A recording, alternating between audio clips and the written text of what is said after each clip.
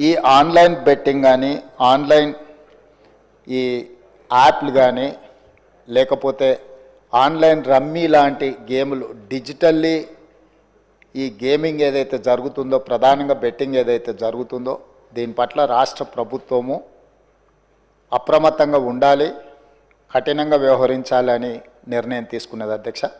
నేను ఎవరి మీద ఆరోపణలు లేకపోతే ఎవరు ఏ పరిస్థితిలో వీటిని ప్రత్యక్షంగా పరోక్షంగా అనుమతించారు, ప్రోత్సహించారు, ఎక్కువ వివరాల దగ్గర నేను వెళ్ళదలుచుకోలేదు.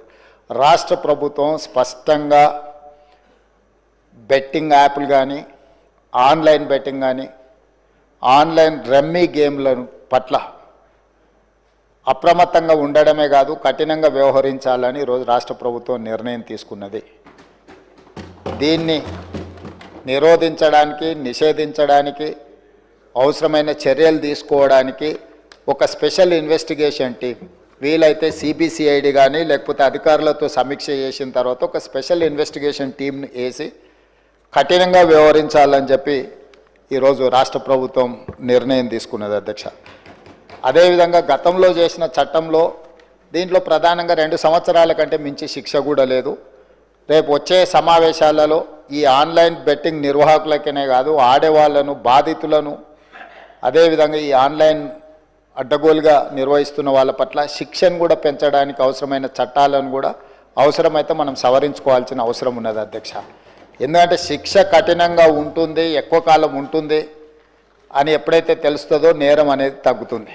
కాబట్టి దీనికి సంబంధించి పూర్తి స్థాయిలో ప్రభుత్వం చర్యలు తీసుకోవాలని, అదేవిధంగా గుట్కా ఇట్లాంటివి కూడా నిషేధిత పదార్థాలను కూడా ఈరోజు మార్కెట్లో బాగా సరఫరా జరుగుతున్నట్టు మా దృష్టికి వచ్చింది అధ్యక్ష. వీటి పట్ల కూడా మేము అప్రమత్తంగా ఉండాలని ప్రభుత్వం నిర్ణయం తీసుకున్నది. అందుకే ఆన్లైన్ బెట్టింగ్, ఆన్లైన్ యాప్లు, అదేవిధంగా ఆన్లైన్ రమ్మీ ఈరోజు నిన్న మీరు టీవీలలో పేపర్లలో పోలీసులు కేసులు నమోదు చేసి వాటికి ప్రచారం కల్పించిన వాళ్ళను పిలిచి పోలీస్ స్టేషన్లలో విచారించడం జరిగింది.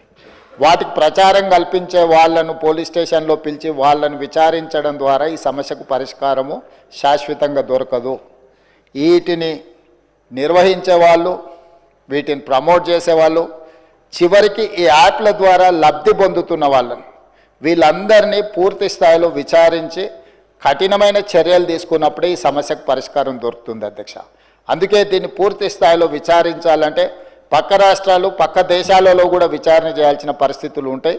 అందుకే పూర్తి స్థాయిలో అన్ని అధికారాలు కట్టబెట్టే విధంగా ఒక స్పెషల్ ఇన్వెస్టిగేషన్ టీం ఏర్పాటు చేసి ఈ రాష్ట్ర ప్రభుత్వం వాళ్ళ మీద పూర్తి స్థాయిలో చర్యలు తీసుకోవాలని నిర్ణయం తీసుకుని తమ ద్వారా ఈ సభకు సభ్యులందరికీ తెలంగాణ సమాజానికి ఒక స్పష్టమైన ప్రభుత్వ విధానాన్ని మేము పంపించదలుచుకున్నాము. ఎవరైనా ఇందులో ప్రత్యక్షంగా పరోక్షంగా ప్రోత్సహించిన, ప్రకటనలకు సహకరించిన, నిర్వహణలో భాగస్వాములైన ఎవరిని కూడా రాష్ట్ర ప్రభుత్వం వదిలిపెట్టదు. ఈ రాష్ట్రంలో ఖచ్చితంగా ఇలాంటి సైబర్ నేరాల పట్ల కఠినంగా మేము వ్యవహరించడం జరుగుతుంది. రాష్ట్ర ప్రభుత్వం అప్రమత్తంగా ఉంటుంది, ఇలాంటి నేరగాళ్ల పట్ల కఠినంగా వ్యవహరిస్తుంది.